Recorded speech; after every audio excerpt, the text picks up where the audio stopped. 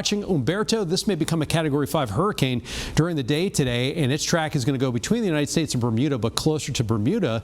But this area low pressure that's in eastern Cuba is slated to become Tropical Storm Imelda, possibly could become a hurricane. It's going to get close to the far southeastern coast and could get pushed away during the course of the middle part of the week. Here's a plot of all the computer models. Now, some still bring it onshore across parts of South Carolina, but a lot of them, high pressure is going to build in from the north, trough from the west, may actually push this storm away from the coast once we get towards about Wednesday and Thursday of the coming week. So what this will do is it'll bring rain up from the south, probably late Monday night into Tuesday.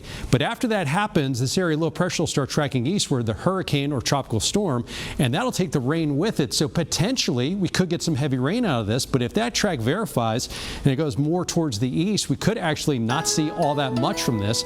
In fact, the best chance of rain is going to be closer to the North Carolina border. But for today, off and on rain, temperatures in the low and mid 70s, but we'll cool off a bit once the heavy rain picks up. Some mid to upper 70s the next couple days, and then a little bit cooler towards the second half of the week.